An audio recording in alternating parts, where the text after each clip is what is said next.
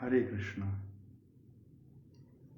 अध्याय क्रमांक 5 के 22वें श्लोक में भगवान कहते हैं, ये ही संस्पर्शजा भोगा दुख योनय एवते आद्यंतवंत कौन्तेय न तेषु रमते बुधाः। जो ये इंद्रिय तथा उसके विषयों के संयोग से उत्पन्न होने वाले सब भोग हैं, यद्यपि विषयी पुरुषों को सुख रूप भासते हैं, तो भी दुख के ही हेतु हैं और आदि अंत वाले अर्थात अनित्य हैं। इसलिए हे अर्जुन, बुद्धिमान विवेकी पुरुष उनमें नहीं रमता। आपके अनुभव क्या हैं? जो भी विषय हैं, विषय से मतलब जिनसे आपके सेंस को ग्रेटिफिकेशन मिलता है, चाहे वो सेंसरी ग्रेटिफिकेशन हो या लाइफ से रिलेटेड ग्रेटिफिकेशंस हों, सक्सेस से रिलेटेड ग्रेटिफिकेशंस हों, ईगो से रिलेटेड ग्रेटिफिकेशंस हों। सेंसरी ग्रेटिफिकेशन केवल जीव कामेंद्रिय तक सीमित नहीं है, और भी सेंसरी ग्रेटिफिकेशन है। जैसे आज की डेट में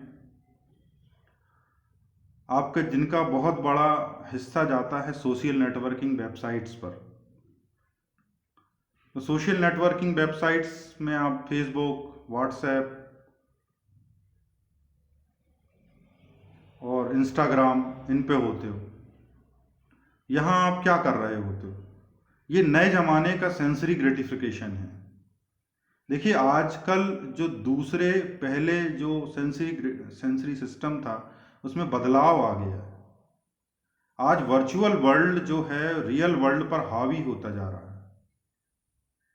आज सेंसरी ग्रेटिफिकेशन के लिए या एंजॉय के लिए केवल वस्तुओं पर, ऑब्जेक्ट पर निर्भर नहीं, उस वर्चुअल वर्ल्ड में जी रहे हो जो दिन और रात आप यूज कर रहे हो। तो विषय जो हैं, विषय बदल गए हैं, वस्तु स्थितियां बदल गई हैं, इंद्रियों का उपयोग बदल गया है। आप आंखों को अधिक उपयोग कर रहे हो, मन में उसको अधिक अनुभव करते हो। तो ये जो भोग हैं जो आपके जीवन में हैं, जिनको आप भोग कहते हो, जिनको आप कहते हो ग्रेटिफिकेशन, एंजॉयमेंट, दो तरह की लाइफ होती है ना। कुछ लोग जो हैं कर्म और भोग को अलग रखते हैं कि अभी 2 घंटे काम कर लेते हैं, उसके बाद कुछ एंजॉय करेंगे, चाय पीने चलेंगे, नाश्ता करने चलेंगे, गप्पे मारेंगे। तो ये जो एंजॉयमेंट जैसे आप समझते हो वो भोग है। फिर कुछ लोग कर्म को ही एंजॉय करने लगते हैं, तो वो हम कहते हैं कि यार ये तो वर्कोहोलिक हो गया। अब ये कर्म को भी ऐसे करता है जैसे कि इसको उसका नशा हो गया हो, तो उसको भी एक बना देता है। तो ये इसको कहा गया विषयी, विषयों के संयोग से उत्पन्न होने वाले भोग। आप एक स्टेप आगे जाओ कि जितने भी भोग हैं जिनमें हम लगे हुए हैं, चाहे फेसबुक हो, चाहे व्हाट्सएप हो, चाहे हमारा और भी हमारे जो सेंसरी ग्रेटिफिकेशंस हैं, इनको करते समय तो हमें प्लेजर मिलता है, लेकिन इनको करने के बाद क्या होता है, क्या होता है? आपने कई बार अनुभव किया होगा कि बहुत अधिक नेटवर्किंग साइट पर टाइम बिताने के बाद आपको पछतावा होता है कि यार मैंने 1 घंटा फेसबुक में वेस्ट कर दिया, 1 घंटे से मैं व्हाट्सएप के मैसेज कर रहा हूँ, उनका कोई मतलब नहीं निकला। पूरे दिन से आप उसमें लगे हो, 2-2 घंटे, 3-3 घंटे, 2 घंटे आपने बातें करने में फालतू बिता दिया। यहाँ हम ये नहीं कह रहे हैं कि सब चीज़ें बुरी हैं। हमारा कहने का मतलब है कि इनके प्रति हमारा रवैया क्या है, हम इनके प्रति कैसे यूज टू होते जा रहे हैं, और फिर इससे हम इस सुख को भोगते हैं, और फिर अंतिमतः हमें क्या मिलता है? हमें इनसे थकान ही मिलता है, पीड़ा ही मिलती है। तो जो सुख हैं वो अंततः क्या बन जाते हैं? दुख बन जाते हैं।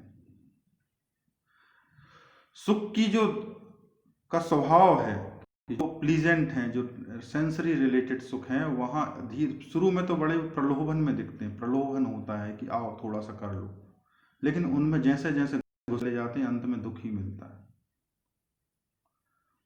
जो लोग और भी दूसरे तरह के प्लेजर्स के पीछे हैं, जैसे मान लीजिए कि आप शराब पीते हैं, तो आपने क्या किया कि आज पार्टी है, पार्टी ली, 1 घंटे आप अल्कोहल के इन्फ्लुएंस में रहे।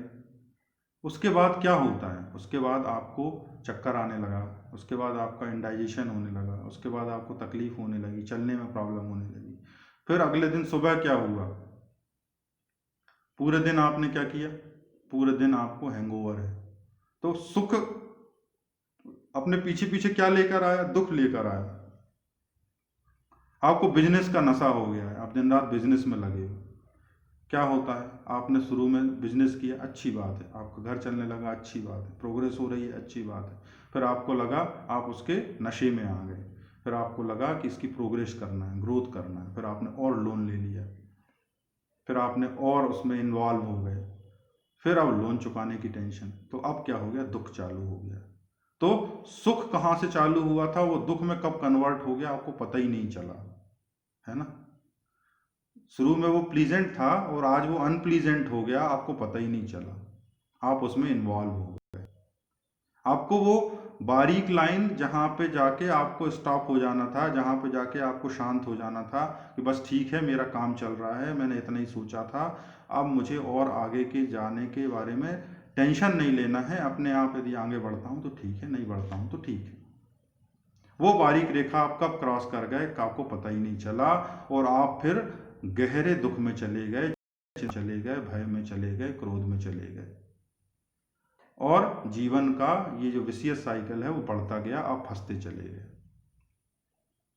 तो भगवान कहते हैं यद्यपि विषयी पुरुषों को सुख रूप भासते हैं तो भी दुख के ही हेतु हैं, मतलब इनमें अल्टीमेटली क्या मिला, दुख मिला। और ये कैसे हैं, आदि अंत वाले, अर्थात अनित्य हैं। ये कैसे हैं, अनित्य हैं। अनित्य क्यों हैं, क्योंकि किसी चीज का कोई भरोसा नहीं है, आज हैं कल चले जाएंगे। इससे क्या फायदा है, इससे क्या पता चलता है, पता चलता है कि जो भी विषय आपके पास हैं, आपके पास बहुत बड़ी कार है, आपके पास बहुत बड़ा घर है, ये कभी भी जा सकता है, कल कोई भरोसा नहीं है। आपके मित्र फ्रेंड सर्कल है, आपका अच्छा समय चल रहा है, कल फ्रेंड सर्कल भी टूट सकता है। तो ये जो टेम्पररी नेचर है, आप सबको पता है, मैं मुझे क्या सभी को पता है कि ये कितने टेम्पररी हैं, पर हम अननेसेसरी उनको जस्टिफाई करते हैं कि ये टेम्पररी नहीं, ये परमानेंट हैं, और हम उनमें बहुत ज़्यादा इंडल्ज हो जाते हैं और प्रॉब्लम्स हमारी बढ़ जाती हैं। तो यहाँ भगवान किसके बारे में बात कर रहे हैं, बुद्धिमान और विवेकी पुरुष। तो आप यदि जाग गए हैं, आप बुद्धिमान हैं, तो आप ऐसा नहीं है कि धन के महत्व को, विषयों के महत्व को नहीं समझते हैं। आप समझेंगे कि व्हाट्सएप का यूटिलिटी क्या है, वो बहुत महत्वपूर्ण है, उससे सूचनाएं पहुंचती हैं। फेसबुक की क्या यूटिलिटी है, आप अपने लोगों से कनेक्ट होते हो। आपके वर्क की क्या यूटिलिटी है, उससे आपकी लाइफ चलती है, उससे आपकी आइडेंटिटी है।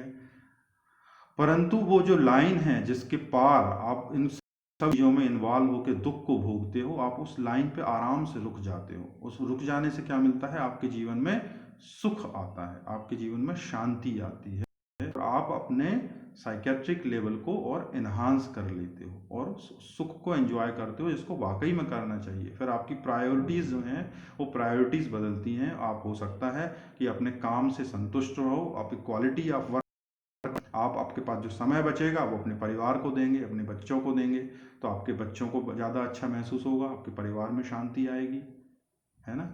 और ये भगवत गीता में भी कहा गया है कि किस तरह सुख दुख में कन्वर्ट होता है। तो आप इस चीज़ को समझें, और जो बारीक लाइन है जहाँ जाके आप क्रॉस कर जाते हैं और फिर परेशानियाँ भोगते हैं, वहाँ रुक जाएं, तो आपके जीवन में शांति आए।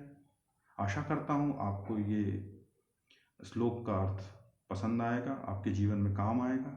यदि आपको वीडियो पसंद आता है तो उसे सब्सक्राइब करें, लाइक करें। देखने के लिए बहुत बहुत आभार, धन्यवाद। हरे कृष्णा।